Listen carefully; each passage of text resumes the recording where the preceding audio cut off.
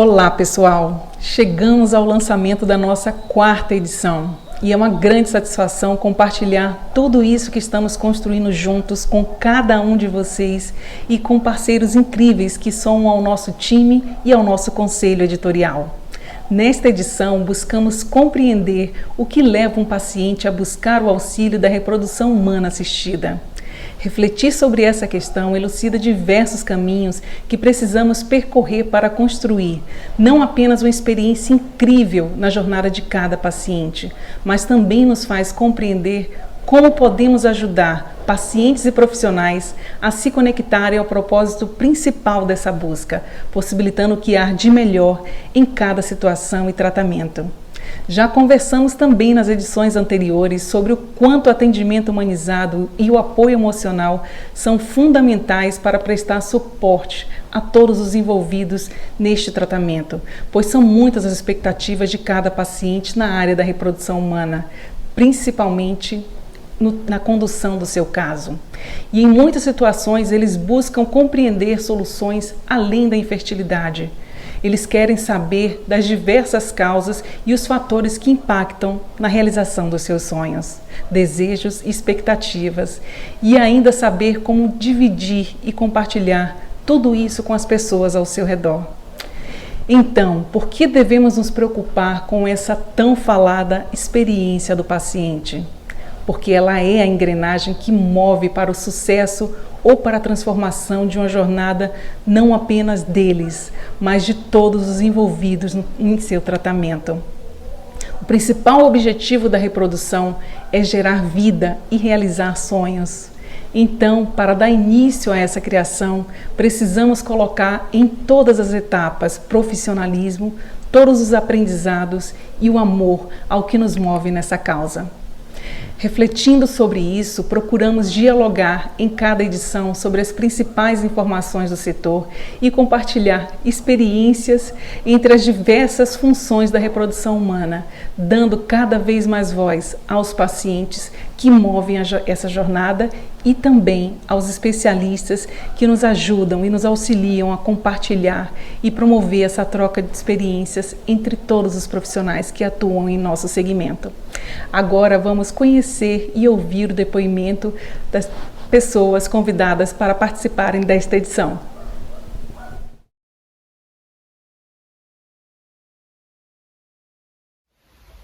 Por quais motivos pacientes de reprodução assistida, mesmo diante de um resultado negativo, continuam com os mesmos médicos e as mesmas clínicas? Uma das respostas para esta pergunta poderia ser pela experiência que esses pacientes vivenciaram na clínica, ou seja, a experiência do paciente. Eu particularmente acredito muito que a experiência do paciente contribui muito para o resultado positivo do tratamento em reprodução assistida. Porém, a experiência do paciente é uma disciplina à parte que pode ajudar muito no acolhimento. E eu fiquei extremamente feliz quando a revista Evolution trouxe o tema de capa desta edição, falando e abordando sobre a experiência do paciente. Eu estou muito esperançoso de poder ter a revista e ler um pouco mais. Eu espero e desejo a vocês uma excelente leitura.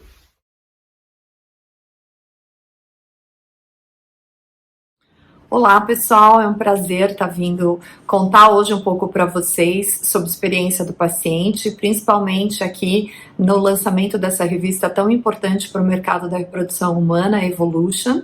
Então, primeiramente, eu gostaria de agradecer o convite. Eu sou a Kelly Rodrigues, sou CEO e fundadora da Patient Centricity Consulting, que é a primeira empresa especializada em experiência do paciente no Brasil. Eu vou dar um breve resumo aqui do que vocês vão ver nessa matéria, né? Mas falando um pouco de como que a gente coloca o paciente no centro da estratégia. A gente está numa era que é a era da experiência, onde a experiência do cliente é muito importante. Essa era, obviamente, foi impulsionada pelas grandes mudanças tecnológicas que vêm acontecendo aí nos últimos 20 e poucos anos, onde cada vez mais o cliente ele tem um poder de voz que ele não tinha há muitos anos atrás. Então hoje, sem dúvida nenhuma, esse poder de voz traz um novo protagonismo para o consumidor, para o cliente e, consequentemente, para o paciente. Então, é importante a gente olhar a experiência desse paciente para a gente entender como até a gente consegue fidelizar os nossos clientes. Eu sempre digo que a gente deixa a porta da frente aberta, né, para captar novos clientes e a gente não fecha a porta dos fundos. E a gente gasta 5 vezes mais para conquistar um novo cliente do que para manter os nossos clientes na base. Então, vale aí uma reflexão. Mas falando um pouco da experiência do paciente, a gente desenvolveu uma metodologia onde a gente olha a experiência do paciente por 3 pilares estratégicos. O primeiro é a segurança e a qualidade. Não adianta nada eu estender o tapete vermelho para o paciente e causar um evento adverso. Então, o que eu sempre digo, experiência do paciente não é só a gente agradar o paciente, não é só a gente ver o luxo, são várias outras questões que implicam aqui em melhores desfechos clínicos, inclusive, né? O segundo pilar estratégico é o cuidado centrado no paciente, que daqui a gente parte para educação em saúde, para o engajamento do paciente no tratamento, para o apoio ao autocuidado, dividir decisão clínica. Então, tem muitas coisas que elas estão aqui pautadas nesse cuidado centrado no paciente. E o terceiro pilar, aí sim, a excelência na jornada. É a gente ver a jornada clínica e não clínica desse paciente, entender onde ocorrem as experiências mais difíceis e o que a gente pode fazer para melhorar. Então, esses 3 pilares estratégicos são super importantes. E a outra questão é como é a experiência do paciente aqui na reprodução humana. Eu acho que assim, a primeira coisa que a gente precisa olhar é quanta emoção a gente tem envolvida aqui nessa questão. A gente está discutindo uma questão que é um sonho, né? Que quem tem filho sabe que filho é a coisa mais importante da vida da gente. Então é assim, vocês estão ajudando a realizar esses sonhos. Então tem muita emoção envolvida aqui nessas questões todas. E tem também o desembolso, o investimento que esse paciente faz para realizar esse sonho. Então quando a gente olha por estas perspectivas, a gente entende o quanto a gente precisa entender as pessoas, se colocar no lugar dessas pessoas para a gente poder executar melhores serviços. Então pensem sempre que a gente precisa mudar um pouco a visão que a gente tem de olhar só a questão técnica. Tecnicamente vocês podem ser muito bons, mas se vocês não estiverem entendendo que essas pessoas estão passando, vocês não vão ser assertivos o suficiente e a percepção da experiência dessas pessoas não vai ser a melhor. Então tentem se colocar um pouco no lugar do outro. Eu digo que quando a gente fala do médico, né, o médico fazendo uma analogia de um paciente atravessando uma margem do rio para o outro, o médico sabe sempre onde vai estar mais raso, onde vai estar mais profundo, mas quem está nadando é o paciente. Então a gente precisa olhar para isso e entender o que importa para ele, co-criar com ele. E aqui, como a gente faz para mensurar a experiência? Então, como eu disse para vocês, a experiência ela vai além da satisfação. A gente precisa sim entender a satisfação do paciente, a gente precisa sim entender o NPS, mas a gente precisa ter uma correlação com tudo isso, com desfechos clínicos e com cuidado centrado. Então, eu espero que vocês gostem bastante da matéria e eu tenho certeza que vocês vão gostar muito da revista e até breve.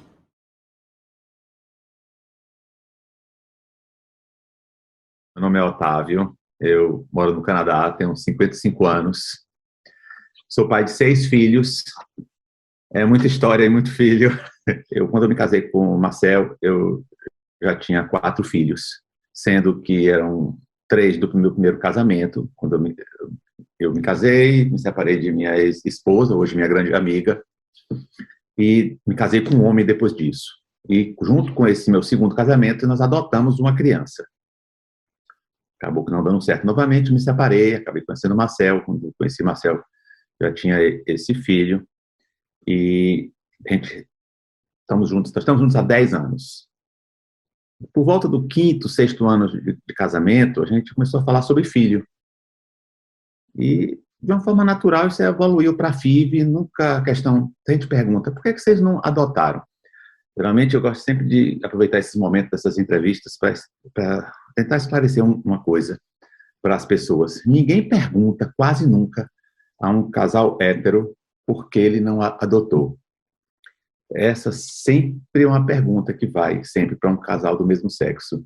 Inclusive para mulheres que podem gestar. Eu tenho muitas amigas lésbicas e elas recebem essa pergunta o tempo inteiro. Assim, pessoal, isso é meio cruel, assim, porque adoção não é compensação para ninguém, nem para a criança que foi adotada, nem para o casal que está adotando, ou para a pessoa que está adotando. A adoção é uma das formas de você ser pai ou mãe. Então, tem gente que quer ser pai ou mãe através da adoção, outros através da FIV, outros querem gerar, mas através de uma outra pessoa, que a gestação esteja no útero solidário, outra querem gerar no seu próprio corpo. Então, assim, antes de vocês perguntarem por que você não adotou, se pergunta, eu faria essa pergunta à minha vizinha casada com o meu vizinho? Não, não faria. Então, a adoção nunca foi uma possibilidade, ela nunca surgiu, então ela também nunca foi excluída, porque ela nunca nem surgiu. A gente simplesmente já falou direto da FIV. E também uma outra pergunta que nos fazem sempre é: como você escolheu a clínica? Como é que vocês fizeram? A gente não tinha informação nenhuma. Para homens é sempre tudo mais difícil. A gente foi aquele caminho do Google. Fomos lá para o Google e tinha uma informação que me incomodava muito. A imprensa, ela só se preocupava com quem era rico ou famoso. Então, sempre todas as matérias que tinham sobre fertilização in vitro e útero solidário, essas duas coisas juntas, era sempre Estados Unidos, casal famoso, pessoa famosa, $100 mil, $200 mil, ou seja, R$500 mil, R$600 mil, ou seja, impossível, inviável. Isso meio que desestimulava a gente. Mas alguma coisa dentro de mim dizia: isso não é real, gente, isso não é real. Não é possível que ninguém faça útero solidário no Brasil, todo mundo tem que ir para os Estados Unidos. Não, não é real isso. Aí a gente foi uma luta, fomos pesquisar. Aquela pergunta sempre da fertilização in vitro, Salvador, que era a nossa terra, né? Selecionamos algumas clínicas e falei: a gente tem que ir lá saber quanto custa, saber como é que se faz isso. Aí as poucas pessoas que nós falamos, elas diziam assim: não conte nada a ninguém, fala tudo em segredo, porque quando você faz em segredo, chega a baixar uma voz, quando você faz em segredo, tudo dá certo. Aí eu, como é que eu vou conseguir um útero solidário em segredo? As pessoas vão adivinhar, as pessoas vão chegar para mim e vão oferecer um útero solidário. Então, o primeiro conselho que eu dou para qualquer casal que precise de um útero solidário: fale muito, fale para todo mundo, conte, espalhe para todo mundo: eu quero ser pai. Alguém pode resolver te ajudar. Talvez muita gente fale mal, mas acredite, o problema do ruim é porque ele é muito barulhento. Quem faz o mal faz com muito barulho. Então parece que eles são maioria, mas não são, não. Eles são a extrema minoria. O bem é muito maior. Só que como ele é silencioso, tem aquela velha frase, não sei se você lembra: faça o bem sem olhar a quem, faça o bem sem fazer propaganda. Já o mal não, o mal quando ele aparece, ele é espalhafatoso mesmo. Então, assim, não acreditem nessa de que se você contar seus planos que vai dar errado. Não vai dar, não. Tem muita gente torcendo por você. Então, a gente foi escolheu uma clínica e devemos marcar uma consulta. Mas e agora? Olha lá no site da clínica, tem 15 médicos. Como faz? Como escolhe um médico agora? Eu falei: deixa isso comigo, é fácil. Primeiro, que a clínica não vai ter profissional ruim, ela tem um nome a zelar. Então, se ela tem 15 médicos lá, são 15 bons profissionais. Agora, a gente tem que escolher entre esses 15 bons profissionais, quem é não só profissional, como também é humano. E aí, como é que você escolhe isso? Simples. Quer ver me dar o telefone aqui? Liguei para a clínica, a menina atendeu o telefone, eu disse: bom dia, eu queria marcar uma consulta. Com quem você quer marcar? Eu falei: eu quero marcar com o melhor médico daí. Aí a menina disse: todos aqui são bons. Eu falei: tem razão, eu fiz a pergunta errada. Eu quero marcar com o médico que você mais gosta. Aí ela disse: não, eu gosto de todos aqui. Eu falei: então fiz de novo errado. Eu quero aquele médico que abraça o porteiro, que dá os parabéns à menina da limpeza, que na hora que sai dando bom dia, boa noite a todo mundo, e que na segunda-feira pergunta como foi o final de semana de todos os funcionários. Ela: é fulano de tal. Eu falei: é esse, eu sabia que tinha um diferente aí. Eu tinha certeza que tinha um aí que era diferente. Aí ela riu e marcou a consulta, e realmente ele era tudo isso. Ele era assim, um médico incrível. Uma das coisas que mais chamou a atenção nele é que, em momento algum, ele fez apologia, não sei se a palavra é apologia, mas ele não fez propaganda de que nós somos uma clínica que aceita os casais. Ele não tocou no assunto, ele tratou tudo com uma naturalidade absurda, assim, que não deveria ser, mas foi absurda, porque a gente está sempre acostumado a dizer, eu não tenho nada contra gay, aqui na nossa clínica a gente recebe vários casais do mesmo sexo. Entendeu? Como assim? Não tinha o que aceitar ou deixar de aceitar. Não queria que ninguém nos aceitasse. A gente só queria ser respeitado. E ali naquela clínica, isso estava acontecendo com aquele médico. Então, a gente saiu de lá satisfeitíssimo. E aí foi onde eu descobri que era tudo mentira. As histórias das matérias. Era puro sensacionalismo. Uma FIV com o útero solidário não custava $100.000, não custava R$500.000. Eu descobri que qualquer pessoa que tem um carro popular, se você tem um carro popular, você tem a opção de fazer uma FIV, porque vai custar menos da metade de um carro popular. Se você pode ter o carro, é possível que você também, com algum esforço, algum planejamento, você também consiga fazer a sua FIV. E aí a gente teve a ideia de, vamos fazer um Instagram para poder espalhar isso, mas qual o objetivo desse Instagram? Ficar famoso? Não. Espalhar a ideia, espalhar tudo que a gente fez? Sim. Ganhar dinheiro? Não. Nosso Instagram nunca foi para ganhar dinheiro, a gente nunca fez comercial de nada, de ninguém, nunca vendemos espaço, enfim, nunca foi esse o objetivo. Sempre que recebe uma proposta, eu sempre me pergunto, mas eu vou usar esse negócio? Não, não vou usar, então vai ficar tão fake meu vídeo, eu sou tão autêntico, que não vai olhar para minha cara com esse shampoo aqui, eu vou dizer para mim, esse shampoo, você não usa esse shampoo. Então, a gente abriu o Instagram para contar para as pessoas de que era possível ter um filho no Brasil, que você não precisava ser famoso, você não precisava ir para os Estados Unidos, você não precisava acreditar nas matérias sensacionalistas e que só serviam para chamar público. Não era verdade, não. Era possível, sim. E aí fomos à luta, fizemos a inseminação, congelamos os embriões, porque eu sempre fui por etapa. Você pensa, eu não vou poder ter um filho porque eu não tenho útero solidário. Quem vai ser meu útero solidário? Espera aí, como é que você vai pedir a alguém, ou contar a alguém, ou espalhar para alguém, se você nem um embrião tem? Aí você fala com Maria hoje, Maria topa. Aí você vai atrás de embrião, o embrião leva 6 meses, 8 meses para você conseguir isso. 1 ano, aí Maria já desistiu, Maria já namorou, já está em outro tempo de vida, Maria já está com outro emprego. Esquece esse assunto. Congela os embriões e depois vai tentar tirar eles do gelo. Vai atrás do seu útero solidário. Foi assim que a gente fez. A gente congelou os embriões e fomos espalhar para todo mundo que a gente queria ter um filho. A gente contou para algumas pessoas mais próximas primeiro, pedimos a outras. Pedir isso é muito difícil, porque as pessoas elas têm um medo de te machucar. Então, elas têm medo de você achar ruim por elas falarem não. E é difícil você saber quando é que uma pessoa está madura o suficiente para ouvir um não. Também. Então, no nosso caso, a gente estava completamente maduro para isso. Sabia o tamanho disso. Não ia simplesmente, fulana ficou com raiva, a minha irmã estou com raiva dela, estou com raiva da minha prima, estou com raiva de... Não tinha nada disso. Então, a gente conseguiu um útero solidário e fizemos a nossa primeira tentativa em 2017. 17, isso. E não deu certo, o resultado deu negativo. Eu me lembro que foi assim, devastador. Acho que só quem passou por isso pode entender, que as pessoas podem dizer assim, que nada, nem ficou grávida, não aconteceu nada, um embrião estava lá, mas você não vê dessa forma e você tem certeza que vai dar certo. Por mais que o médico diga, tem 50%, tem 40%, tem 60%, você foca nesses 60%. Eu sou 60%, vai dar certo para mim. Não deu. Eu lembro que eu estava no aeroporto e foi devastador para mim. Assim, eu disse, tinha estrutura para aguentar aquela notícia. Foi muito difícil e naquela hora a gente decidiu, vamos tentar imediatamente, não vou esperar. Aí a gente tentou pela segunda vez, 1 mês depois, e novamente deu errado. Não deu certo. Então eu ali, naquele ponto, eu desisti. Eu disse, não tenho estrutura para esse tanto de sofrimento. Sofri uma vez, eu senti um luto tão grande que parecia que eu tinha perdido um filho.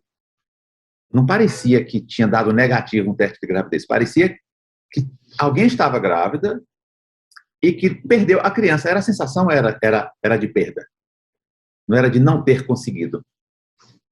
Aí eu desisti completamente, eu disse, não quero mais, encerra esse assunto, não vou mais tocar nesse assunto, não quero mais. Passou mais ou menos um ano e Marcel disse para mim que ele queria tentar novamente. Eu disse, você vai tentar sozinho, eu estou fora, você tem todo o meu apoio, assim, mas não conte comigo para fazer uma ligação, não conte comigo para ligar para um médico, marcar uma consulta, para olhar um exame, eu estou fora completamente.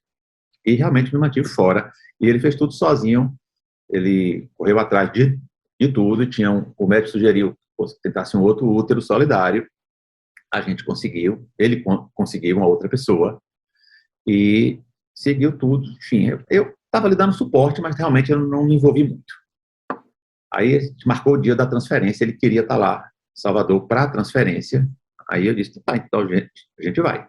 Marcou a data, comprou passagem, eu estava em Toronto com ele, a gente pegou um táxi e foi para o aeroporto. Me lembro como hoje a sensação, assim, eu estava no carro, eu senti uma coisa tão estranha, e eu disse para ele, nego, porque na Bahia, sabe, a gente chama todo mundo chama todo mundo de nego. Aí eu disse, nego, deu certo. Aí ele, como assim deu certo? Eu falei, deu certo. Aí ele, não falei isso, depois você vai ficar sofrendo, vai ficar chorando. Aí eu falei, não, deu certeza absoluta. Deu certo, e não só deu certo, como são dois. Ele, pare de viajar. Eu falei, não tenho dúvida. Eu tive uma certeza tão grande naquele momento, e falei, eu não tenho o que... Acabou essa conversa, já deu. Pegamos o avião, fomos lá, teve a transferência. Me lembro que foi fazer o beta, né? O teste, eu não me lembro os números, mas o médico disse assim, se der 50 ou 60, é positivo. Não, era o mínimo, assim, eu não me lembro realmente mais os números. Aí, antes dele abrir, eu falei, aposto isso aí tem uns 200 a 300. Aí ele, não tem. Eu falei, abra, tenho certeza que está positivo, abra. Quando ele abriu, tinha lá 270. Eu disse, eu não disse? São dois. Foi aquela festa, pulando. Não, mas por ter o beta ser alto não quer dizer que são dois, não. Menino, são dois, relaxe. Aí acho que faz depois de 24 horas ou 48 horas, não lembro mais os detalhes. E tem que dobrar o número. Aí quando ele foi abrir a segunda vez, pegar lá no laboratório de biológico, eu falei, aposto que isso aí tem 1000. Não dobrou, não. Ele, não tem. E tinha lá 1.300.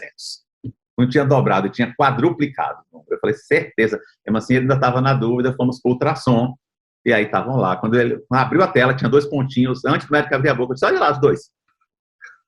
Aí, assim, a gravidez foi fantástica, não teve nenhuma intercorrência, foi a termo, foi até as 38 semanas, e a médica marcou a cesariana, e eu meio relutante, assim, porque eu dizia, eu tive uma conversa com Deus. Assim, eu não sou uma pessoa religiosa, não tenho religião, mas eu acredito muito em Deus. Então eu tive uma conversa com Deus. Eu disse para ele, olha, eu queria que meus filhos avisassem que querem nascer. Eu não queria que eles estivessem lá dormindo, que alguém abrisse essa barriga e arrancasse eles lá de dentro de qualquer jeito. Já que não pode ser um parto normal, eu queria que ela entrasse em trabalho de parto no dia marcado para a cesariana. Você quer demais, né? Todo mundo dizia ao meu redor. Eu falei, então tá, que custa pedir? O homem não é tão poderoso, uma bobagem dessa.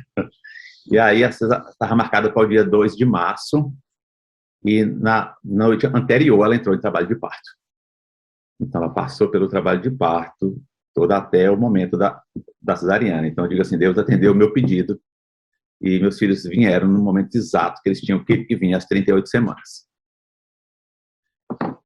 Esse é o resumo da nossa história do Matthew e do Victor, nossos filhos, nossos 2 meninos, e eles são filhos da pandemia, eles nasceram em plena pandemia, 2020, março. A gente ficou preso no Brasil, tentando sair, não conseguia, era voo cancelava, tentando sair para voltar para casa, até que tinha um último voo, nós pegamos o último voo saindo de São Paulo, quando os Estados Unidos fechou as fronteiras para o Brasil, a gente soube no aeroporto, quando a companhia disse, esse é nosso último voo. A partir de amanhã está tudo fechado. A gente foi via Estados Unidos, viajamos por 4 dias, passando por 6 cidades, para conseguir chegar em casa. Foi uma coisa assim, uma coisa épica, para a gente conseguir chegar com 2 bebês, que tinham menos de 3 meses, e mais meu filho, tinha 12 anos, 11 anos na época, e ele é autista. Então, a gente estava assim, era um casal, uma criança de 11 anos autista, 2 bebês com menos de 3 meses e 10 malas. Para você, paciente, que está achando que não vai dar certo, acredite, vai.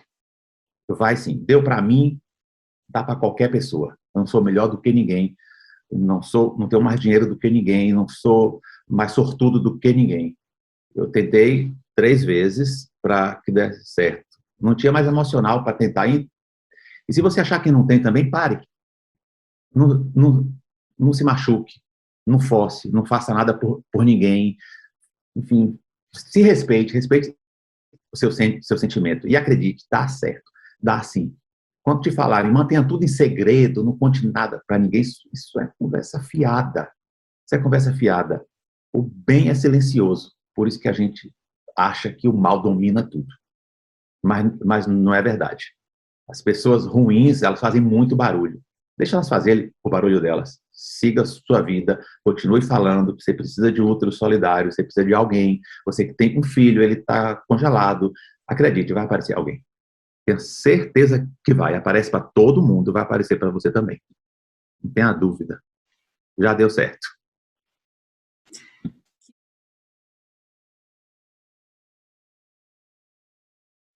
Olá, pessoal, bom dia. Eu sou Nayara Ramayana Diniz Barbosa, mãe do João e da Flor, ou melhor, da Flor, a G1, e do João, o G2, a mais velha e o mais novo. E optei pela produção independente, pela maternidade independente, com a história que eu vou contar agora. Hoje eu tenho 41 anos, né? Os bebês estão com 9 meses. A minha trajetória se iniciou em 2018, final de 2018. Eu sou uma pessoa que eu sempre faço meus exames de rotina, né? E nunca tinha tido nada anormal nos meus exames. Quando foi final de 2018, eu fui fazer um exame de imagem do útero e a pessoa que estava, o técnico ou a médica que estava fazendo, me perguntou se alguém já tinha falado sobre o formato do meu útero. Eu falei, né, bom, nunca ninguém chegou para falar sobre o formato do meu útero. E daí ela falou assim, é bom você investigar. E eu questionei, eu falei, por quê? Ela falou, porque você pode ter dificuldade de ter filhos. E nisso me deu um clique, porque até então eu não via a maternidade como, não era uma coisa que eu almejava, mesmo porque eu não tinha um parceiro. Então, assim, eu sempre pensei na maternidade dentro de um relacionamento, onde a mãe, o pai, né, ou enfim, existem hoje vários tipos de relações, mas no meu caso, a mãe, o pai. Então, eu nunca imaginei ser uma família monoparental, né? Nunca imaginei isso. Então, foi quando eu comecei, eu fui na minha ginecologista mesmo. A minha ginecologista, ela era minha ginecologista desde a adolescência, e ela olhou para mim naquele exame que apontava que eu teria provável SINEC, né? Cortou, fez um X no útero, um X no ovário e falou, sem filhos, tem que retirar, porque o ovário tinha uma calcificação de 7 milímetros e o útero sinéquias. E aquilo para mim foi assim, eu falei assim, como assim sem filhos, né? Nunca nem pensei em ter, já não posso ter, vou ter que tirar. E foi uma consulta que eu fui com a minha mãe, porque eu já saí chorando, aos prantos de casa, né? Então minha mãe foi comigo, me apoiou nesse dia. E a gente foi e buscou um outro ginecologista. E quando ele olhou, ele falou, não, isso daqui não parece, né? Essa calcificação é uma calcificação normal. A gente vai acompanhando, fazendo os exames. Eu acho que, se eu não me engano, é o CA-125, que você acompanha, que são os medidores tumorais. Mas não tem nada de anormal, isso é muito comum. E essa SINEC, eu acho que não é uma SINEC, eu acho que é só teu endométrio. Ele perguntou, você estava para entrar no período menstrual? Eu falei, sim. Ele falou, eu acho que é teu endométrio soltando. E eu fiz a histerosalpingografia, histerosalpingografia, é isso. E acusou que estava tudo normal, não tinha nada no meu útero estava totalmente normal. Aí, tudo bem, conheci, isso já foi final de 2018, foi dezembro de 2018, eu falei, não, eu vou procurar nisso, aí conheci uma pessoa. Aí parei tudo de novo, né? Conheci essa pessoa, aí quando vem a Cinderela, né? Ai, a princesa sonhando com véu e grinalda, e ai, engravidei, que coisa mais linda.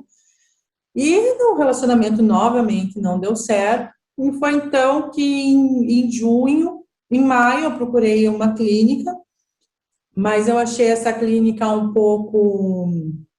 Eu achei um pouco assim que eles não fizeram, eles viram só o meu período fértil, pediram para eu ir lá no 13º, 14º dia para ver, fazer exame de imagem, mas não fizeram demais exames. E esse médico, ele tinha me indicado um outro médico, só que ele estava em férias. E quando ele retornou, eu fui nele, ele foi solicitando um monte de exames, e esses exames todos normais. Eu acho que o mais importante é o mulleriano, né? Que deu super normal, deu para a idade. Ele falou, olha, uma mulher com o teu mulleriano na tua idade vai engravidar, não se preocupe. Ele falou, inclusive, eu quero sugerir de você congelar óvulos. Mas aí eu já estava com 39 anos, e eu, assim, eu sou meio imediatista. Eu falei, não, eu quero sair com o bebê daqui agora. Tipo, eu quero sim, quero, né? E ele falou, então tá, então vamos fazer. E isso já estava mais para o final de 2019. Aí eu falei, não, então eu vou fazer. Novembro de 2019, eu falei, eu vou fazer, só que eu tinha que escolher o doador, que daí é uma outra questão, né? Aí fica, será que eu vou doador internacional? O doador nacional? Eu falei, quer saber, eu vou escolher nacional, não quero ver foto. Eu fui escolhendo pelas características que eu tinha uma lista de prioridades, então começava com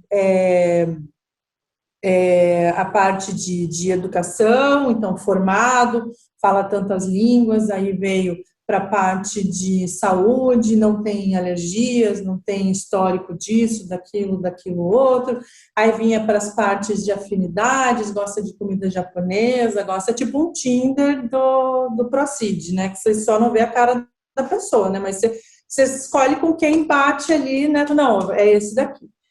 E acabei escolhendo. E daí comprei, eu acho que foi em novembro, dezembro, e fiquei enrolando, né? Tipo, achando desculpa. Esse mês eu não vou fazer, porque não sei o quê. Aquele mês eu não vou fazer, não sei. Até quando foi fevereiro, no final de janeiro, eu fiz toda a indução para fazer a inseminação. Fiz a inseminação, fui para fazer a inseminação, e na hora que eu cheguei de fazer a inseminação, eu pipoquei total. Falei, não, eu não quero, não quero, como é que eu vou ser mãe sozinha? E minha mãe estava junto, minha mãe foi junto fazer a inseminação, e eu sei que veio embriologista, veio o médico, e todo mundo ali falou, a gente vai, o sêmen está descongelado, a gente não pode congelar de volta, você vai perder. Eu falei, meu Deus, eu vou perder X mil reais, eu não vou falar sobre valores aqui, porque faz tempo, né? Então, vou perder, né? Vou perder tanto. Falei, meu Deus, o que eu faço? Não sei o que. Eu falei, não, então vamos fazer, não vai dar certo mesmo, vamos fazer. Aí foi feita a inseminação, engravidei.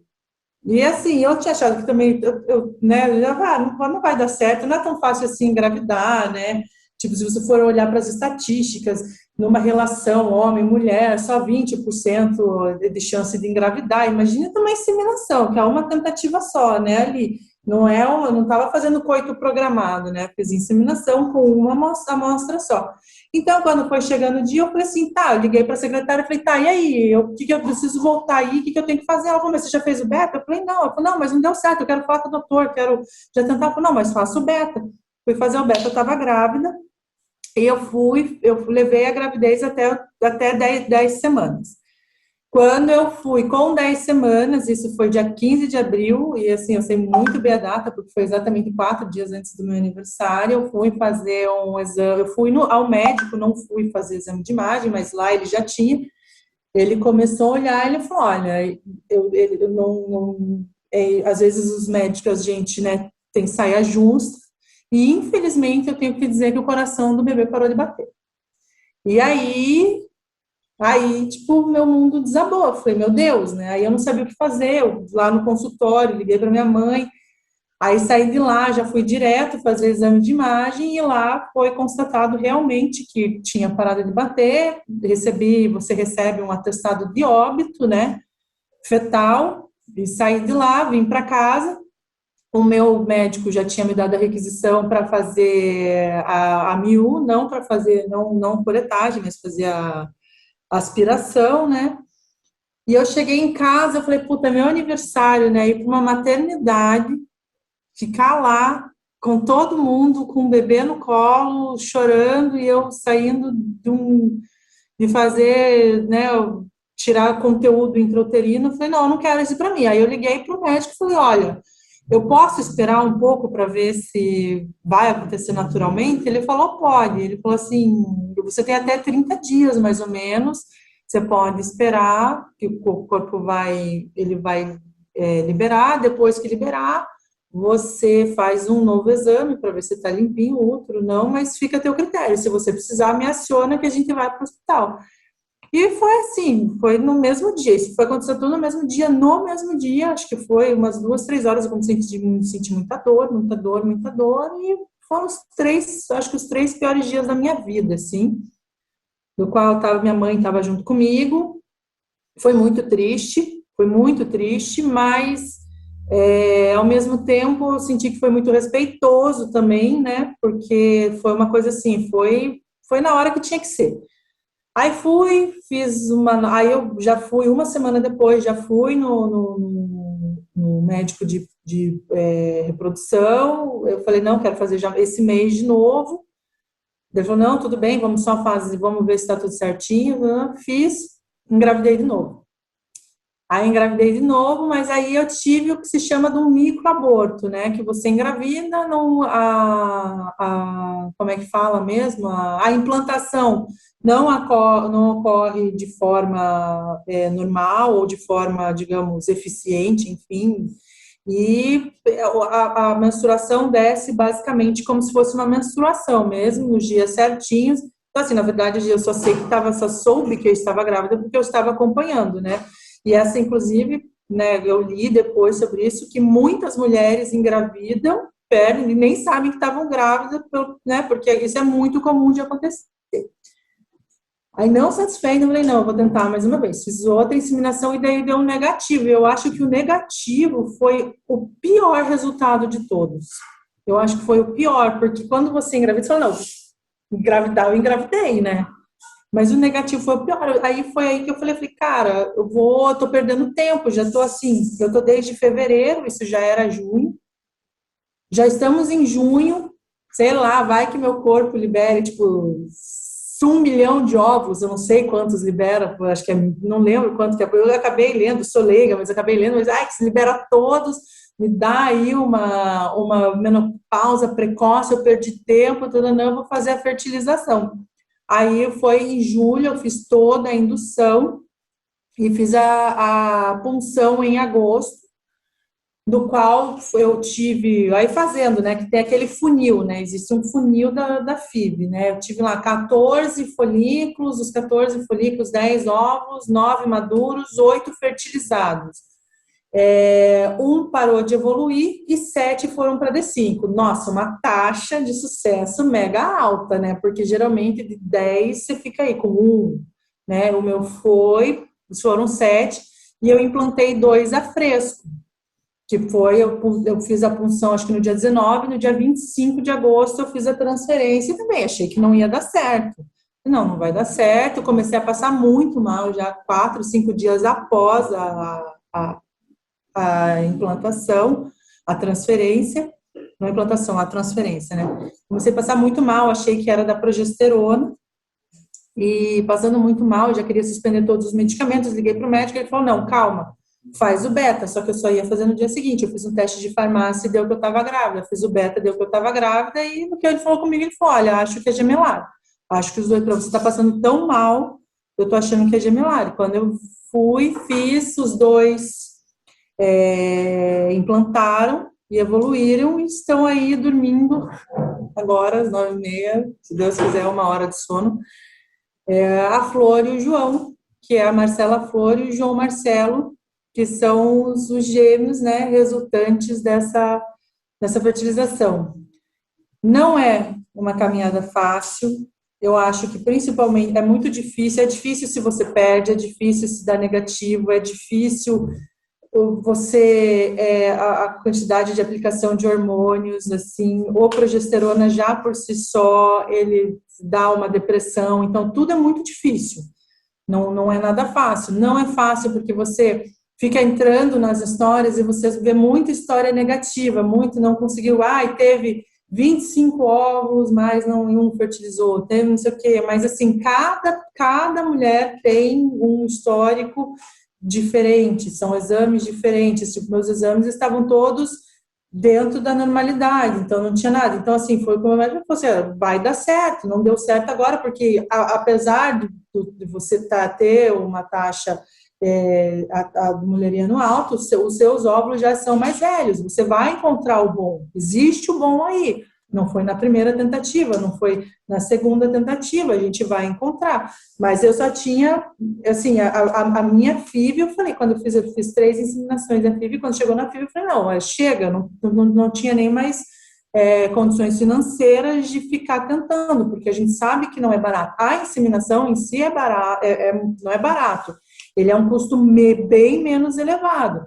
Então, assim, para quem tem um parceiro, menos elevado ainda, que não precisa comprar um material genético, né?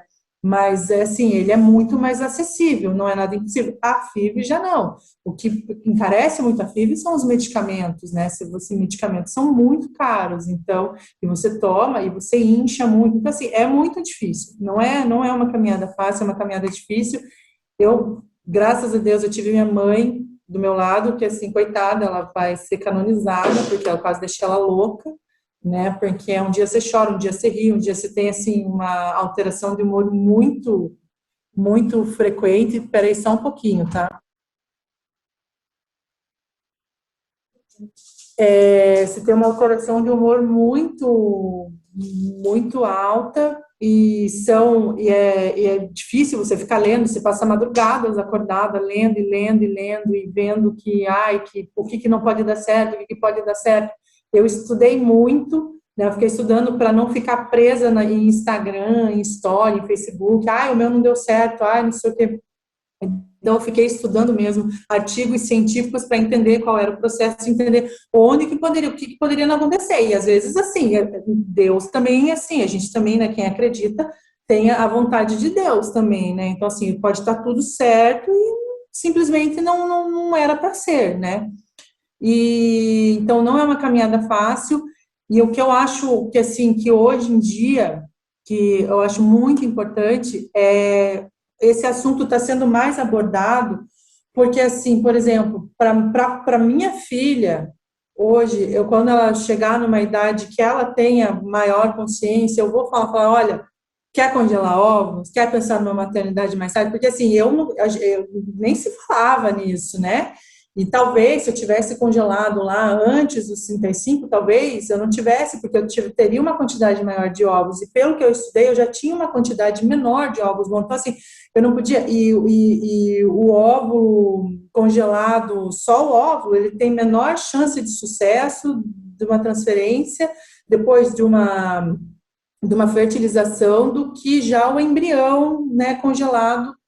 Então, assim, como eu falava, cara, eu não vou ter uma quantidade tão alta, não vou ter uma quantidade igual de uma mulher de 28 anos, então eu vou fazer talvez se eu já tivesse estocado, né, porque a gente nasce com estoque, a gente gasta o estoque, gasta, e hoje não é mais tão inacessível um congelamento, fazer uma manutenção. Então, assim, eu vou conversar, eu já quero conversar, eu acho que deveria ser um assunto abordado já pelos ginecologistas, um assunto abordado já, às vezes, assim, eu vi muitas histórias que a pessoa acha que não tem nada e olha lá na frente e descobre que tem uma endometriose, não sei o quê, ou que tem a contagem a ovulação muito baixa. Então, assim, as pessoas vão descobrir quando elas querem engravidar, e não antes. Assim, eu acho que tem que ter uma ação preventiva nessa parte de fertilidade, principalmente da mulher, mas tanto do homem também, porque tem muita história, eu não tinha um parceiro, mas tem muita história também que é o parceiro que tem alguma deficiência, alguma coisa. Então, assim, eu acho que tem que ser mais falado para que esse assunto seja mais abordado e fique muito mais acessível e que as pessoas tenham conhecimento também, sabe? E é isso, não sei.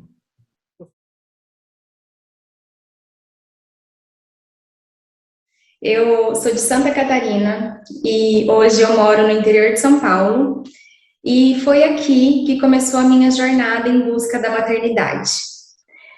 Aos 9 anos de idade, eu fui diagnosticada com atrofia muscular espinhal, uma doença degenerativa que leva à perda de movimentos e perda da massa magra, da massa muscular.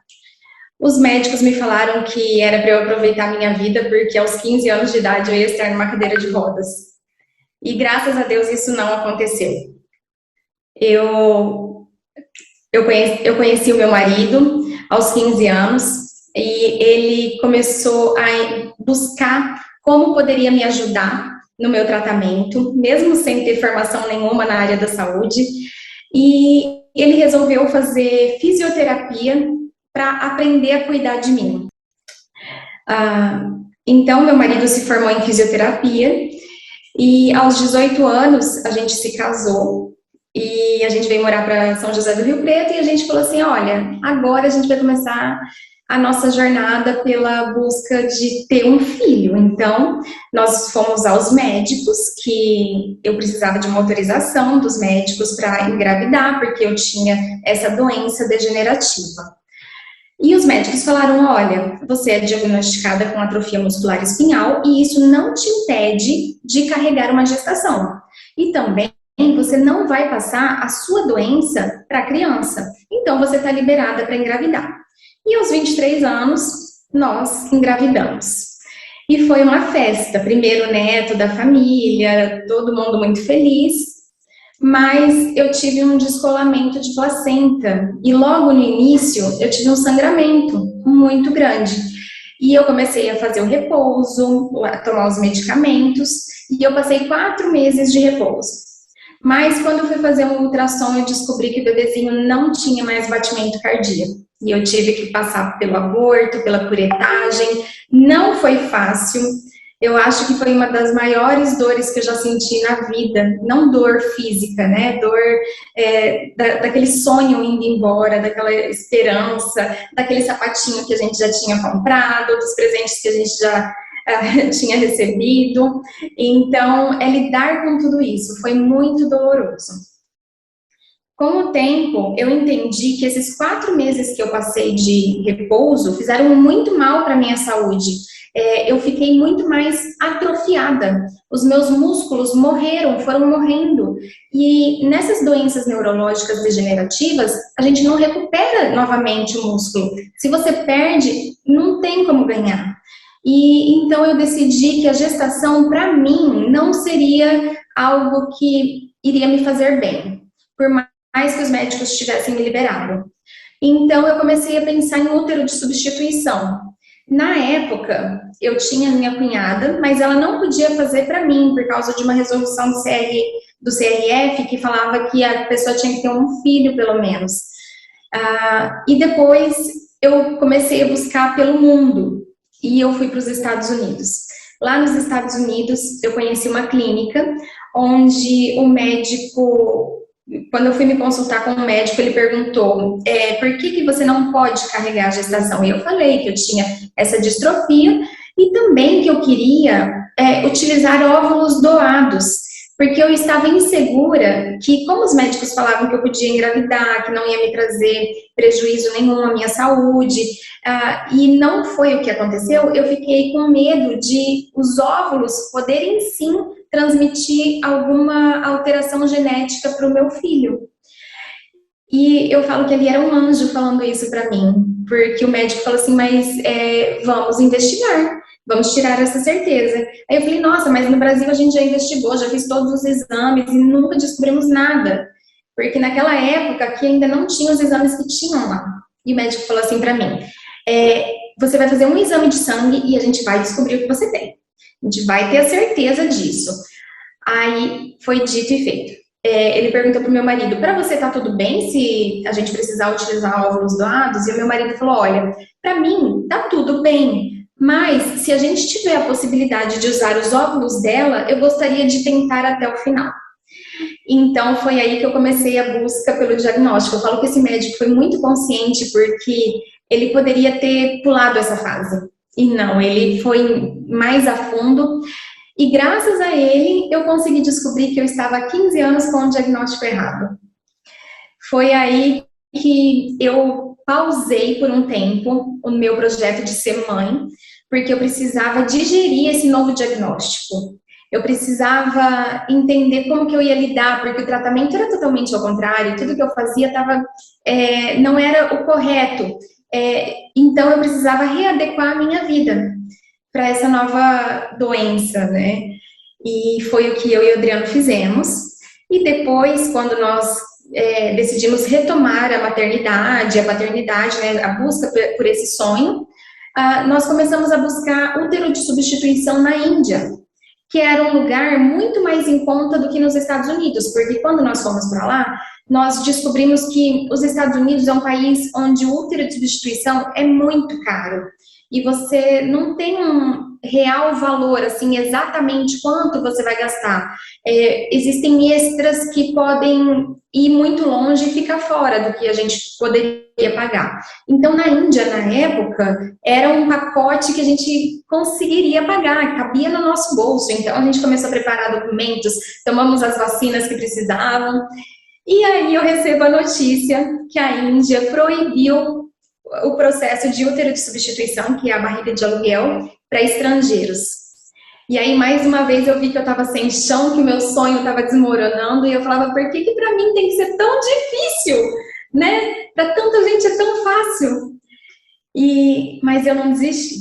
Aí, eu estava em conversa com a minha cunhada, que se chama Vivian, e eu falei, Vivian, olha, agora a lei do CRF mudou, e pessoas que não têm filhos podem sim tentar ser útero de substituição, ser uma gestante por substituição, né, fazer a barriga solidária.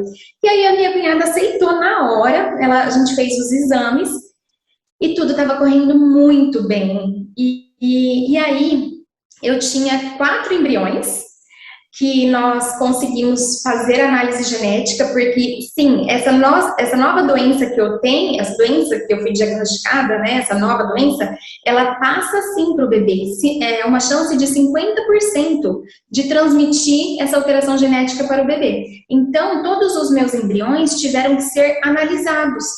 E de 10 embriões, restaram apenas 4. De 10 embriões, restaram apenas 4 embriões sem a minha alteração genética. E nós congelamos esses embriões e depois transferimos para minha cunhada. E na hora do descongelamento, nós perdemos 2 embriões, mas a gente conseguiu ainda transferir 2. E aí, um domingo de manhã, eu acordo e tem um vídeo da minha cunhada. Eu falei, ai meu Deus, eu tô ansiosa para abrir, mas eu tô com medo, porque foi tanta expectativa, tanto empenho, são os meus únicos embriões, isso tem que dar certo. E aí eu abri esse vídeo e era o nosso positivo. E aí começou uma festa, né? Era final do ano, só que como eu já tinha passado por aborto, eu sabia como que era doloroso quando as pessoas vêm perguntar para você, como tá o bebê, como tá a gestação, e você fala assim, eu perdi. Então, nessa gestação, eu decidi manter mais em off, mais na família, e não contar para as pessoas até que o bebê tivesse mais fortalecido, mais crescidinho, né? E aí, um dia, minha cunhada estava trabalhando e ela sentiu como se fosse um sangue descendo, e ela foi ao banheiro e a trompa dela havia estourado, e era uma hemorragia. E aí ela morava em outra cidade, a gente trouxe ela às pressas aqui para São José do Rio Preto para fazer toda a internação e a curetagem, né, fazer a extração da trompa e a retirada do embriãozinho. E porque a gravidez foi ectópica. E nem passava na minha cabeça que uma FIV poderia ser ectópica. Ai, quando eu falei, meu Deus, e mais uma pra conta, mais uma vez eu vou ter que começar tudo de novo e tentar, mas eu não vou desistir. Nesse momento, acho que foi uma das vezes que mais eu tive fé e confiança em Deus. Eu falei assim, Deus vai me mostrar o caminho. Porque das outras vezes, né, da outra vez eu desabei. E aí, minha cunhada, eu tava no leito do hospital e ela virou pra mim e falou assim, Cá, não chora, não fica triste. Se você quiser, a gente tenta de novo. Eu falei, menina, como assim? Você não tem filho ainda? Eu não posso fazer isso com você. Porque você precisa dessa trompa para você ter os seus filhos, né? Então, eu não quis colocá-la de novo nessa situação por ela não ter ainda um bebê. Comecei a fazer um pente fino no mundo. Aí eu comecei a buscar em todos os países. Onde falava assim, útero de substituição, barriga de aluguel, surrogacy, eu comecei a pesquisar, entrar em contato com clínicas e tudo. E eu não conseguia pagar os pacotes dessas clínicas. Mas aí eu encontrei uma clínica que era a mais barata de todas. E eu falei assim, eu vou nessa. É a minha chance de ser mãe. Porque se não for dessa forma, eu não vou ter outra. E aí eu comecei a conversar com esse pessoal da clínica. E eles são da Ucrânia. E eu falei assim, eu vou atrás, eu vou comprar a passagem, eu vou lá ver com os meus próprios olhos e vou em busca. Nisso, quando nós chegamos na Ucrânia, eu e o meu marido, meu Deus, que arrepio que eu senti quando a gente desceu, sabe, naquele avião, você fala assim, nossa, é aqui que eu vou voltar com o bebê no colo, né? E aí, eu lembro assim que a gente estava tão assustado por não conhecer ninguém que tinha feito, ninguém conversava sobre esse assunto, a gente não tinha referência. Eu fui assim, de olhos fechados.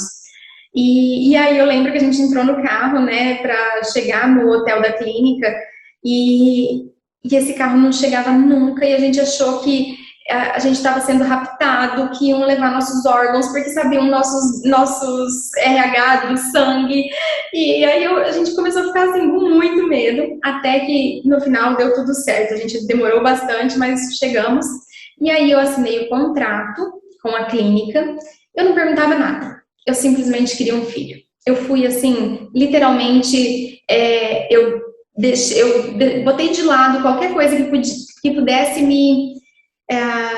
eu botei de lado qualquer coisa que pudesse ir contra a minha realização do meu sonho. Hoje eu recomendo isso? Não, mas foi o que eu fiz, né? A gente tem que analisar muito bem e tudo, mas quando a gente está desesperada, é compreensível, porque eu sei, porque eu já passei por isso. E aí nós tivemos um processo, nós iniciamos a nossa jornada no útero de substituição no exterior. Bom, quando a gente começa um novo tratamento, a gente pensa assim, bom, agora vai. Quando uma mulher ela não está conseguindo engravidar e ela vai para uma fertilização in vitro, ela fala, agora eu vou ser mãe. Agora vai me dar, né? Agora vai me dar o positivo. Mas nem sempre é isso que acontece. E não foi o que aconteceu com a gente, né? Também nós não tivemos o nosso positivo na nossa primeira tentativa. E isso foi muito frustrante para mim, porque eu falava assim, não, o de substituição com óvulos doados vai ser uma pessoa que ela já vai ter sido toda analisada pela clínica fisicamente, psicologicamente, vai ser uma pessoa jovem que tem boas condições para carregar o bebê. Eu vou pegar óvulos doados, porque na época não era possível fazer análise genética nos embriões, então eu tive que abrir mão de usar os meus óvulos. Isso foi até uma questão que a gente conversou muito, eu e o Adriano, mas depois a gente viu que o sonho dele ser pai estava muito além de um laço genético. E aí, com isso, eu fiquei frustrada demais, porque eu falava, tem tudo para dar certo, e como que não deu, né? Depois que a gente vai entendendo o processo, como tudo funciona, né? É uma gestação normal, como uma FIV em nós mesmas, né? Então, também tem as chances de dar negativo. E aí, na segunda tentativa, a Pietra veio o nosso positivo. Só que ali, eu estava mais amedrontada complicada ainda, porque você pensa, uma gestação ocorrendo a milhares de quilômetros de você sem controle nenhum, e recebendo ultrassons e exames uma vez por mês. A nossa comunicação com a clínica acontecia só uma vez por mês para receber esses exames. Então era muito complicado, porque você fica naquela angústia. Você acaba de receber um resultado, você já está angustiado para saber se a surrogate está boa, se ela está bem, se o bebê está bem. É difícil não poder acompanhar. Mas a gente conseguiu passar, e aí com 4 meses nós fizemos o chá revelação para pouquíssimas pessoas, assim, 2 casais de amigos muito próximos da nossa família. E só com 6 para 7 meses que eu consegui montar o quarto da Pietra. Eu morria de medo de acontecer alguma coisa durante a gestação, e mais uma vez eu ter que lidar com a decepção, né? Mas enfim, depois eu consegui fazer o enxovalzinho, muito feliz. E aí a gente viveu todo esse sonho, né? Mesmo que distante da gestação, a gente viveu aqui. E quando a Pietra estava para nascer, eles avisaram a gente para estar em Kiev na época do período do nascimento, né, uns dias antes. A gente se programou e aí a gente foi em busca, né, disso. Que aconteceu? A gente não esperava que a gente ia enfrentar uma pandemia. Então a Pietra nasceu em junho. E a Ucrânia, em março, fechou os portões, as fronteiras. Ela não deixava mais nenhum estrangeiro entrar, por causa do Covid. E a gente ficou muito ansioso, porque eles falavam a cada 15 dias que eles iam abrir os portões, e eles nunca abriam. E isso foi se postergando ali até final de maio, que era o momento que a gente tinha que viajar. E a Ucrânia só foi abrir os portões para estrangeiros 15 de junho. E a Pietra nasceu dia 11 de junho. Então, graças a Deus, eu consegui conversar com 4 países para liberar a minha entrada, porque o que acontecia? A gente não tinha voo saindo do Brasil. Eu peguei o pico da pandemia.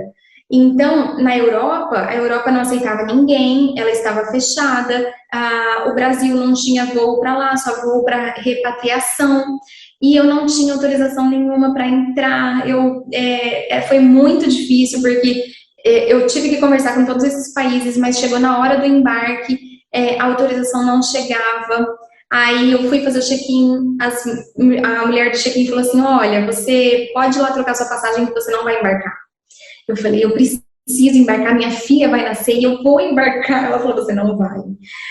Vai lá trocar sua passagem. Aí eu falei pro moço, ele falou: para quando você quer remarcar? Eu falei: não, eu não quero remarcar, eu quero saber quantos minutos eu tenho até esse avião sair. Aí ele falou para mim: você tem 40 minutos. Eu falei: eu vou conseguir nesses 40 minutos. Eu fui em busca de tudo, liguei para consulado, para pessoas que eu já tinha contactado, e eu consegui, assim, aos 45 do segundo tempo, eu só ouvi assim: pavão, pavão, uma moça me chamando, gritando: vem que você vai embarcar. Eu falei: eu não acredito, eu consegui. Nisso, um funcionário do consulado da Alemanha conseguiu permitir minha autorização na Europa, lá no consulado brasileiro da Alemanha. E ele, para agilizar o processo, já mandou diretamente a carta para o pessoal da companhia aérea. E aí eles liberaram a minha entrada.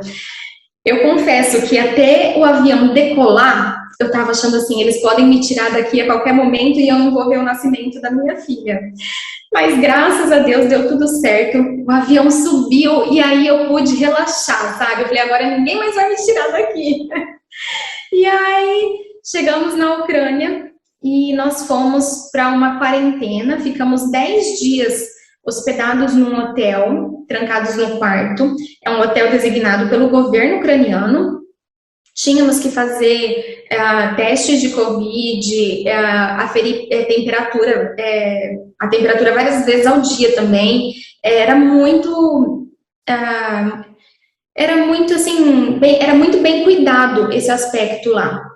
E no 10º dia nós recebemos a nossa liberação para sair e poder ir para um hotel comum. E e com isso, eu estava à noite rezando, né? Eu falei assim, filha, olha, se você quiser nascer agora, você já pode nascer, porque a mamãe já está liberada para te receber. 4 horas depois, ela nasceu de parto normal. Então, eu falo que o vínculo entre mãe e filho não quer dizer que você precisa ter um bebê dentro da sua barriga, ou que você precisa ter os seus ovos, a sua genética, a genética do seu marido para esse filho ser seu. Não, é uma coisa muito, muito além, que só quem passa pode afirmar mesmo que sim, essa conexão existe e não tem ligação nenhuma com carregar um bebê, com genética, nada. Eu falo que o cordão umbilical nosso tá no coração. E ele não tem só um pouquinho assim de tamanho, não. Ele roda o mundo se precisar. E aí minha filha nasceu.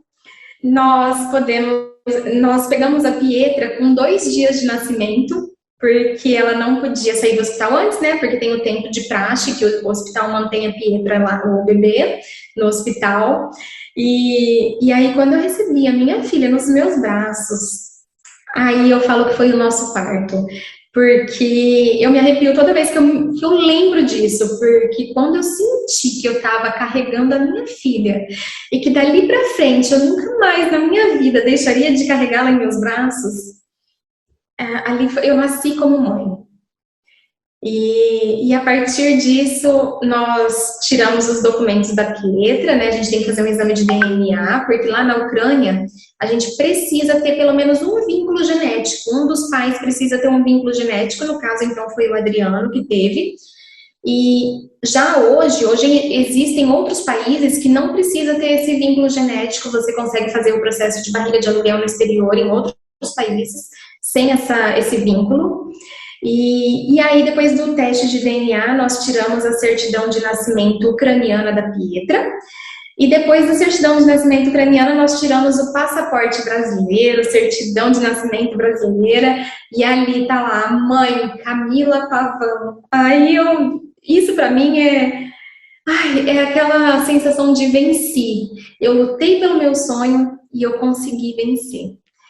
Poder ver que hoje as pessoas me chamam, mãe da Pietra.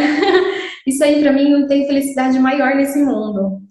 E a partir do momento que a gente pousou aqui no Brasil, foi como se eu tivesse voltado de uma guerra mesmo, sabe? Não foi fácil, mas foi um processo que eu passaria 10 vezes se fosse para viver o que eu venho vivendo hoje.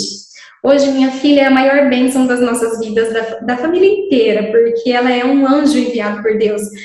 Eu tenho as minhas limitações físicas, a minha filha tem 1 ano e 8 meses, e desde novinha, ela sempre me ajudou, desde antes de conseguir andar. Eu falo que ela foi feita para mim, porque ela me ajudava a sair do berço. Eu conseguia pegar ela com limitação, mas eu precisava da ajuda dela, que ela me ajudasse, ela me ajudava, era incrível. Hoje, eu tenho dificuldade para vestir uma roupa, a minha filha de 1 ano e 8 meses me ajuda. Dá para acreditar? Eu falo que a minha vida hoje é preenchida, hoje eu sou realizada, porque eu consegui me tornar mãe.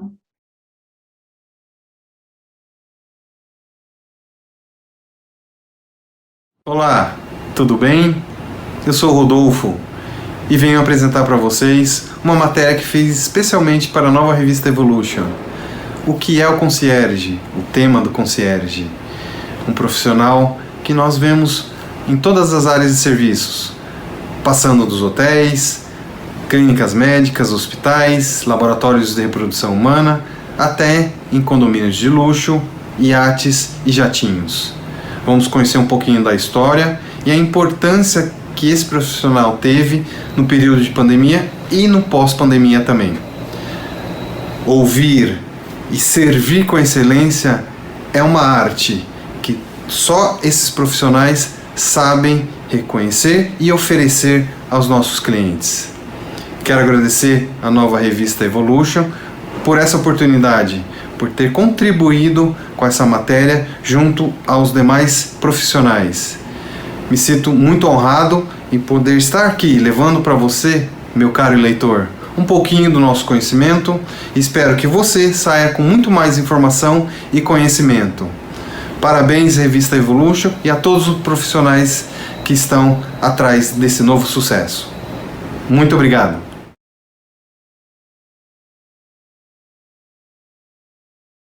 Olá, tudo bem? Na nova edição da Revista Evolution, eu, J. Antônio Cirino, estou contribuindo com um artigo voltado a discutirmos um fator muito importante na comunicação, pensando na reprodução humana, que é o artigo Comunicação de Notícias Críticas, uma rotina na reprodução humana.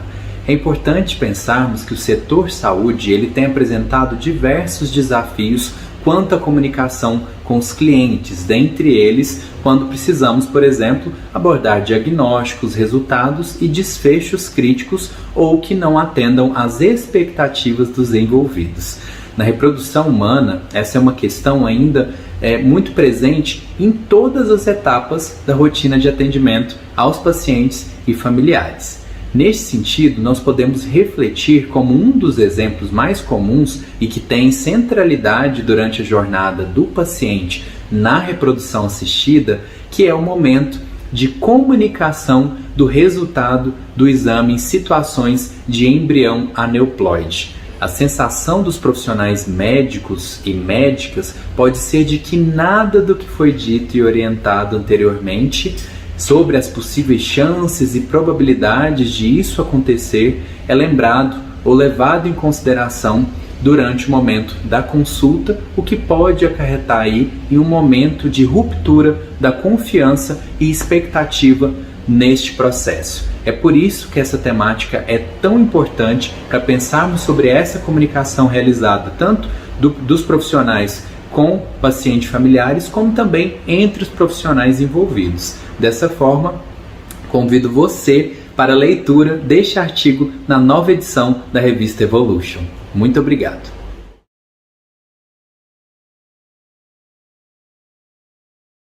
Oi pessoal, boa noite. Eu sou a Paula Bruno e queria dizer que foi um prazer enorme contribuir nessa edição, né? Edição que está ainda mais especial, uma revista já maravilhosa que tem contribuído tanto para o crescimento da reprodução assistida no Brasil, formada por um timaço, e foi um prazer essa revista eu contribuir com um artigo de gestão em embriologia. Tá bem interessante, então quero ver todo mundo lendo.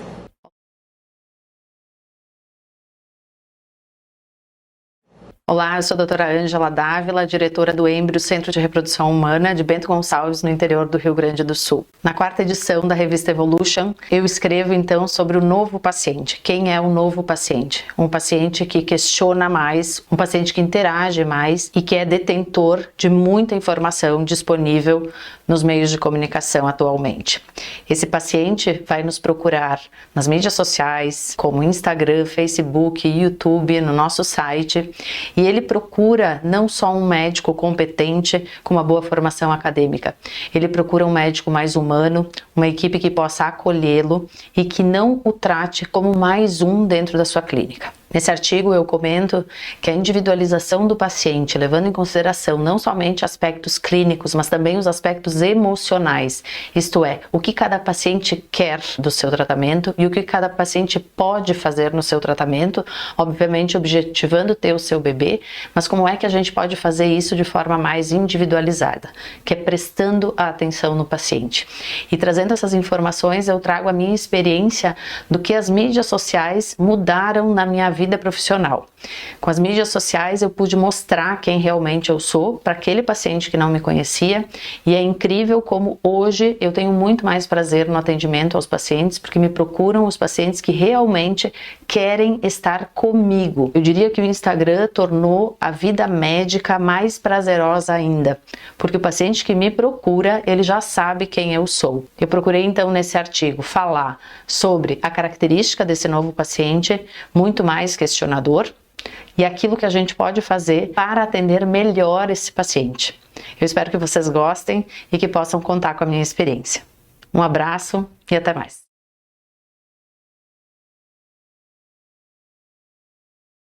Eu quero agradecer à revista Evolution pelo convite em participar desta edição, uma revista nova e moderna que chegou para suprir a necessidade de comunicação e informação no mercado de reprodução humana.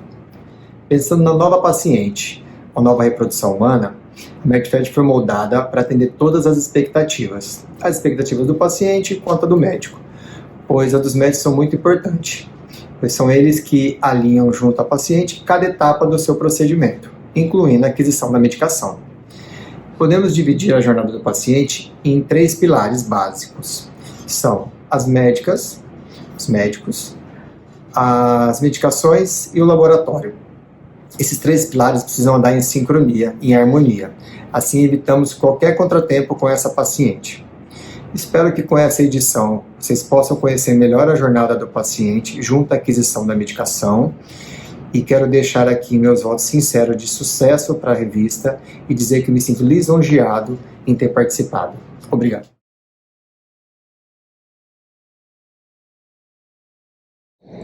Olá, sou a Natália Aronage, gestora da Clínica Origem Rio. Participei da edição da revista Evolution para falar um pouquinho sobre a experiência dos colaboradores com uma entrega de alto padrão. É especial para mim falar sobre esse tema porque a reprodução assistida vai muito além de uma consulta de rotina. Pacientes que procuram reprodução humana têm sonhos, expectativas de multiplicar a família. E muitas das vezes, a ansiedade deve ser trabalhada. Ter uma equipe pronta para receber essa paciente e garantir a individualização desse processo é fundamental. Além do mais, ao receber um carinho e ao ouvir palavras especiais e positivas, nos sentimos especiais. Mas promover isso no outro é ainda melhor. Foi um prazer compartilhar meu conhecimento com todos os leitores da Evolution. Sucesso!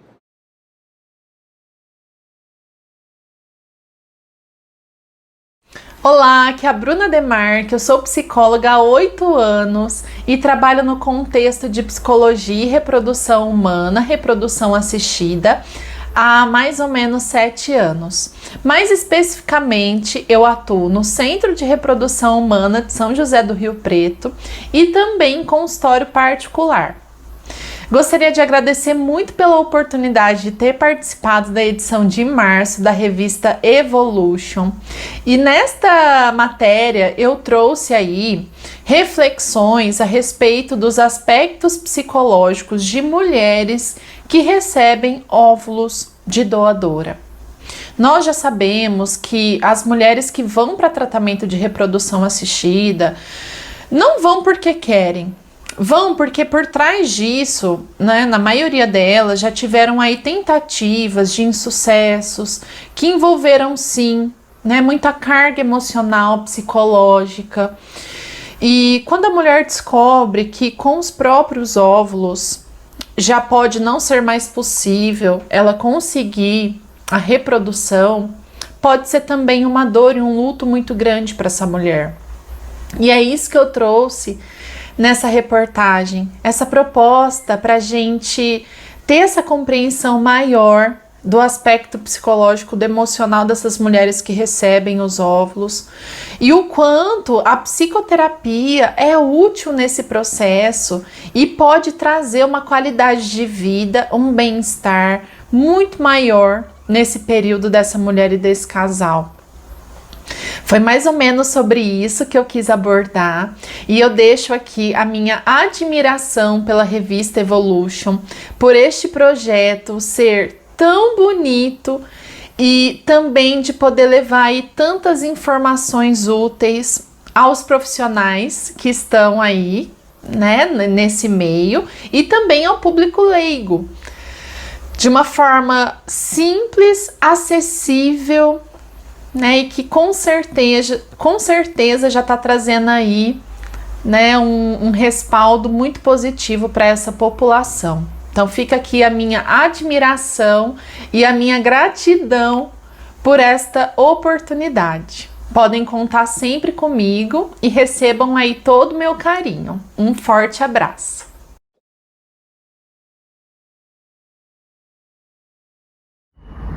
Eu fiquei muito feliz em ter sido convidada para participar dessa edição da revista Evolution. E eu vim trazer um tema que é muito importante e necessário de ser falado, que é a depressão em mulheres com infertilidade. Atualmente, o número de casais inférteis aumentou bastante e tem muitas pessoas procurando tratamento para conseguir realizar o sonho de crescer a família, de ter um filho. E engravidar nem sempre acaba sendo fácil, e as tentativas frustradas, cada mês que tenta, o resultado do teste de gravidez negativo, e isso vai trazendo um sentimento de frustração, de incapacidade, de tristeza, e muitas dessas mulheres acabam ficando deprimidas. Então é preciso ter esse olhar para essa mulher, ter atenção com esse lado, com o lado emocional. E no artigo eu trouxe mais sobre esse tema, falei também sobre como a psicologia positiva pode ajudar mulheres que estão em tratamento de infertilidade passarem por esse tratamento de uma forma emocionalmente mais estável. E isso faz um diferencial, até porque muitas mulheres com infertilidade que começam a ter depressão, acabam desistindo dos seus tratamentos. Então a gente realmente precisa dar esse apoio para esses casais. E foi isso que eu trouxe pra gente na revista Evolution desse mês. Mais uma vez eu quero agradecer o convite, eu me senti muito feliz e honrada de participar dessa edição.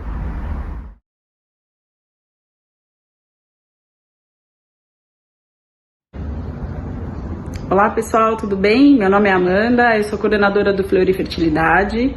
Fui convidada pela revista Evolution para escrever um artigo esse mês falando sobre a experiência do médico parceiro do Centro de Reprodução Humana.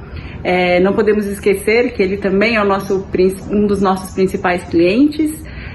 Espero que vocês gostem. Boa leitura para todos.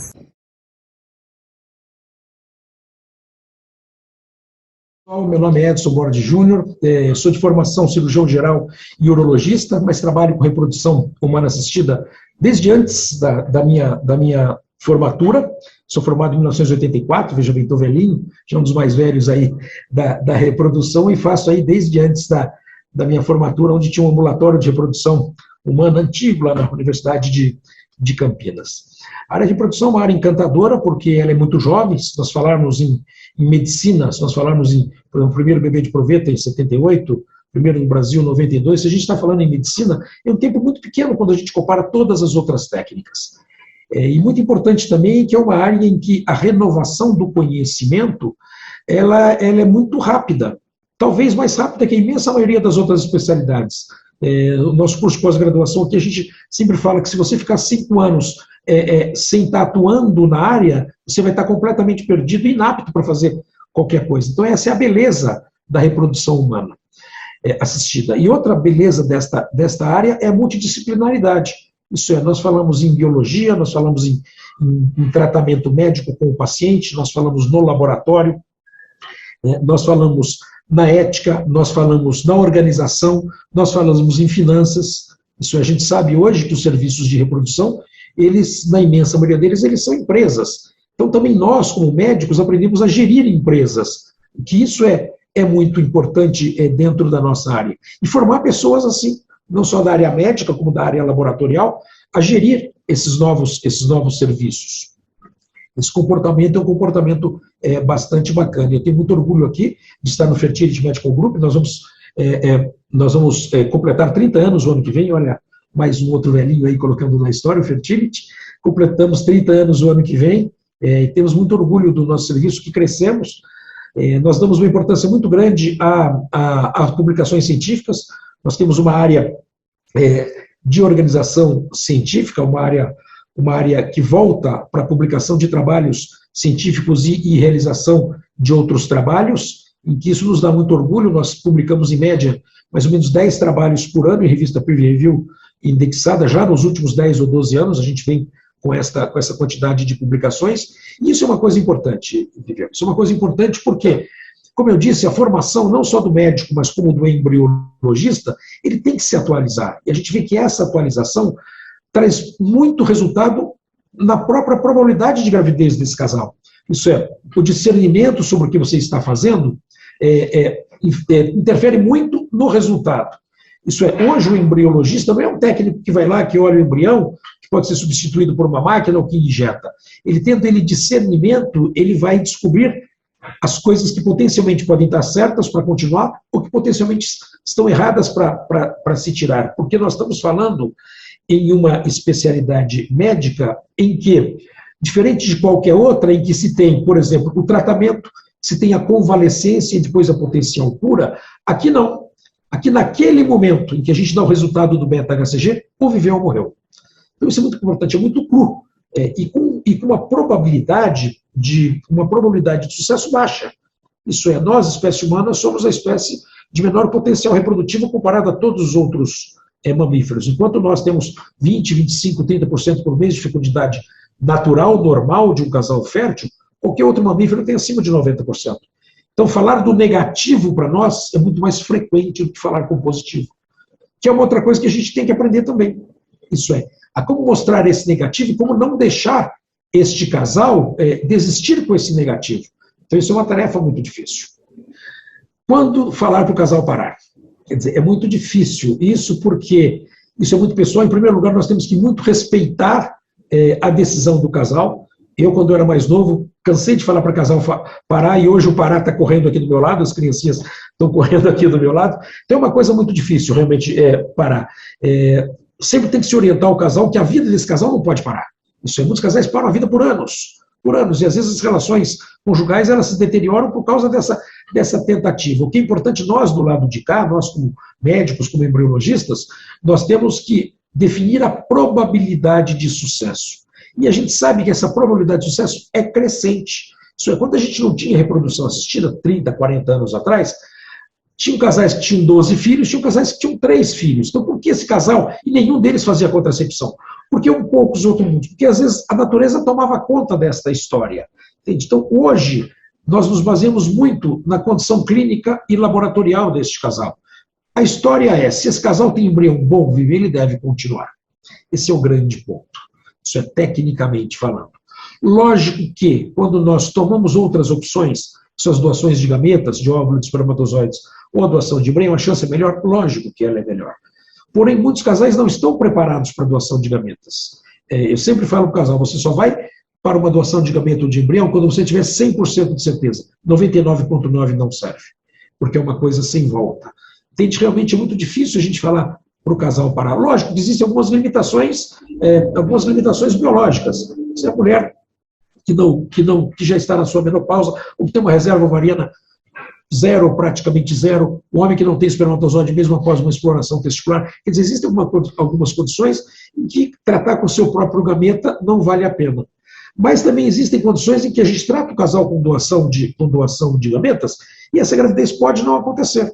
A gente sabe que essa probabilidade cumulativa, por exemplo, com uma doação de óvulos, de um óvulo jovem, a gente sabe que com 3 tentativas a gente chega a probabilidade de sucesso altíssimas. Isso é 80%, 90%, não 100%, vive aí que está interessante.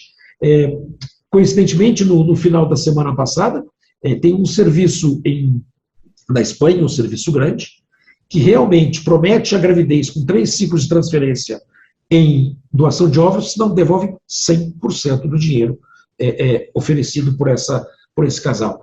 Isso não é bom, sabe? Não tem jeito da gente fazer isso, sabe? De comercializar tanto isso. Então, eu sempre falo, o que nós fazemos aqui é medicina reprodutiva, medicina vem na frente. Isso é, nós fazemos uma especialidade médica em que, óbvio, como qualquer outra especialidade médica, nós temos as limitações. Tratar isso como negócio, eu acho uma coisa...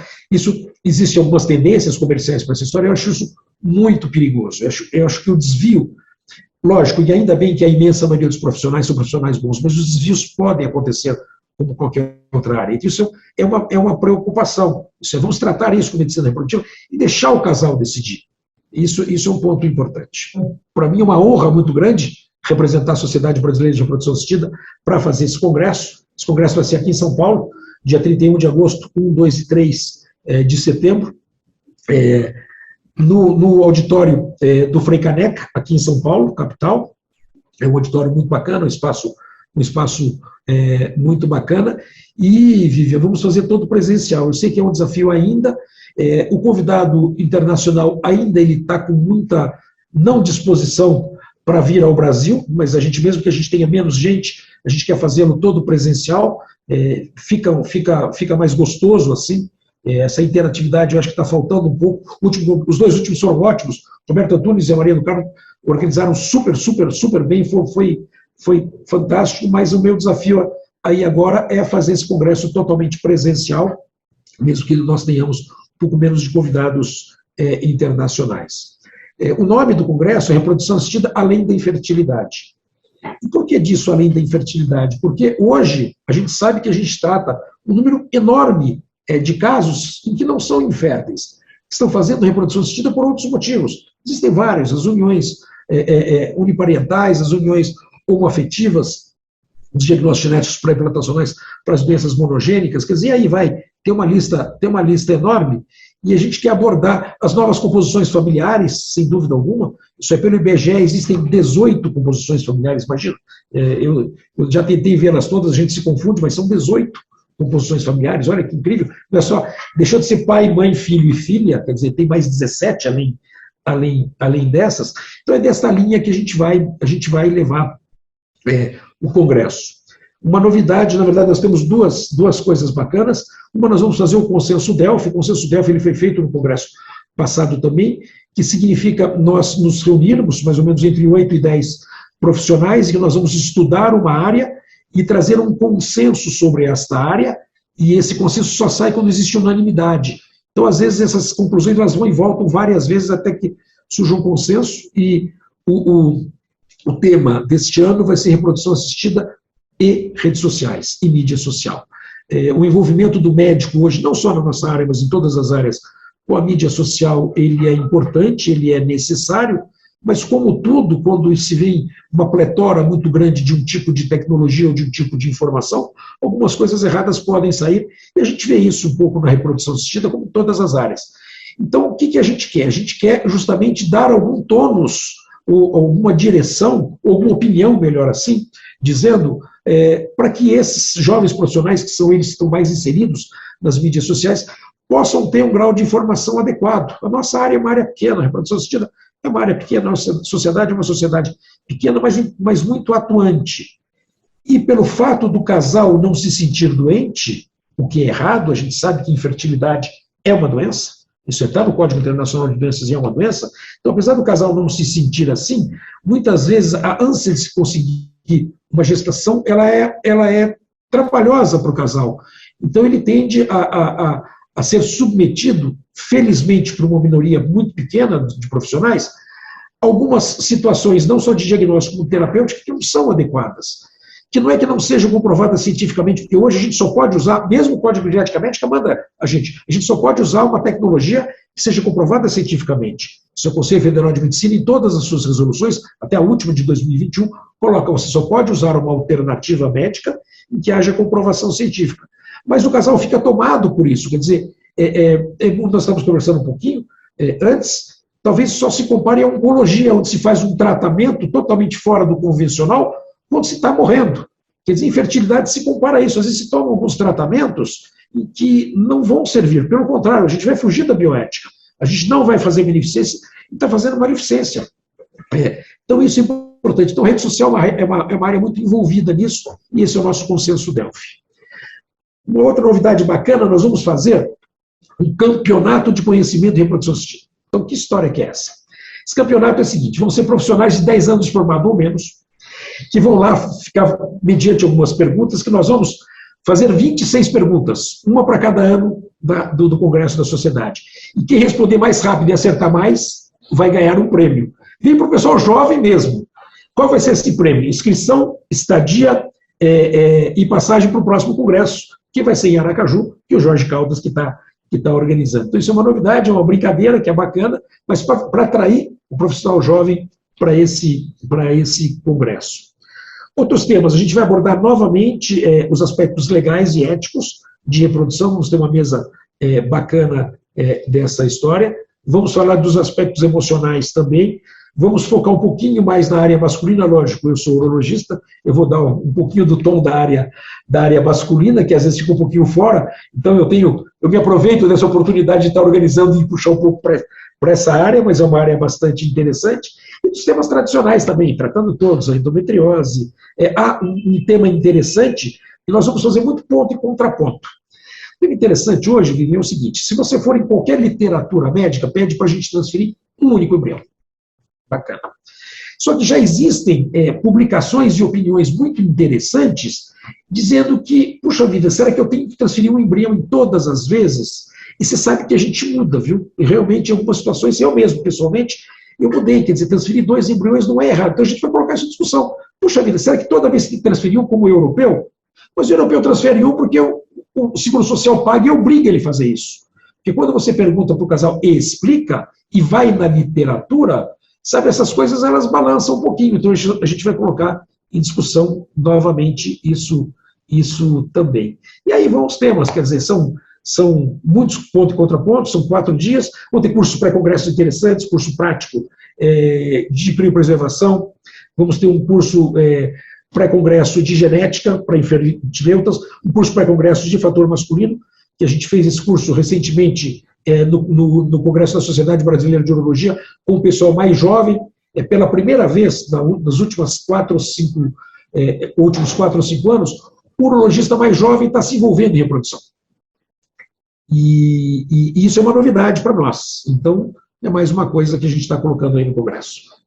E agradeço mais uma vez a Evolution, vocês estão fazendo um trabalho maravilhoso, tenho acompanhado pelo LinkedIn e por outras áreas, está dando uma oportunidade para nós, médicos, colocarmos a nossa opinião de uma forma clara, e vocês nos permitem isso, e principalmente dos pacientes, dos casais, está ajudando bastante. Então, pela primeira vez, a gente vê uma unidade de comunicação que leva isso tão a sério. Então, parabenizo muito a você, que você é a mentora de toda essa história e todo o teu grupo.